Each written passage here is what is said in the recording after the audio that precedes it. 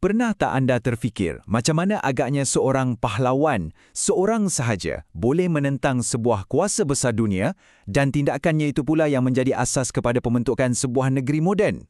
Bunyi macam mustahil kan? Tapi itulah kisah benar di sebalik negeri Johor yang akan kita bongkar hari ini.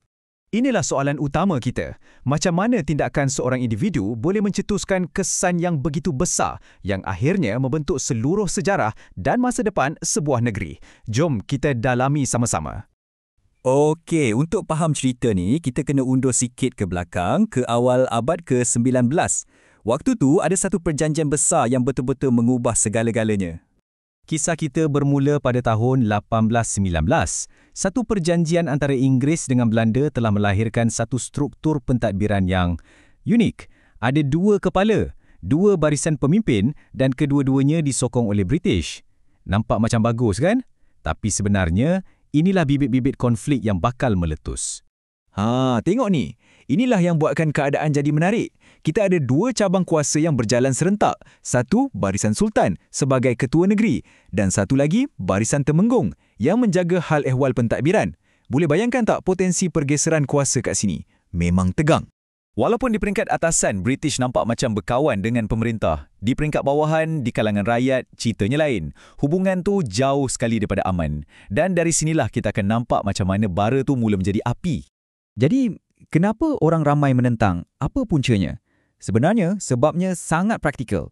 Cuba bayangkan, tiba-tiba British datang dengan macam-macam undang-undang baru. Peraturan ni mula kacau kehidupan harian semua orang. Daripada nelayan yang nak ke laut, sampailah ke pedagang.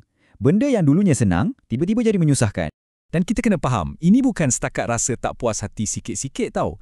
Ini dah jadi satu kebencian yang meluas yang dirasai oleh hampir semua lapisan masyarakat tempatan masa tu. Bila keadaan dah tegang macam ni, macam api dalam sekam, ia cuma perlukan seorang pencetus, seorang pemimpin untuk menyalakan semangat penentangan. Dan muncullah dia, seorang pahlawan yang memang terkenal dengan semangat wajahnya. Namanya Si Bongkok. Beliau ni pengikut kepada waris Sultan dan bagi rakyat, dialah simbol penentangan terhadap British. Dia tak tunggu lama, dia terus menyahut cabaran menentang British secara terang-terangan. Dan yang paling luar biasa pasal Si Bongkok ni ialah kegigihannya. Cuba bayangkan, perjuangannya berlarutan selama hampir 2 dekad. 20 tahun lamanya. Walaupun selepas pemimpin asalnya mangkat pada tahun 1825, semangatnya tak pernah padam. Dia terus berjuang. Akhirnya, perjuangan bersenjata Si Bongkok sampai ke penghujungnya. Tapi kesannya, kesan penentangan beliau meninggalkan satu legasi yang sangat mendalam untuk masa depan Johor. Dan inilah dia hasil terbesar dari perjuangan panjang tu. Disebabkan penentangan yang tak henti-henti, British akhirnya terpaksa aku. Mereka bersetuju untuk tanda tangan satu perjanjian untuk tidak menceroboh Johor. Ini satu kemenangan strategik yang sangat besar.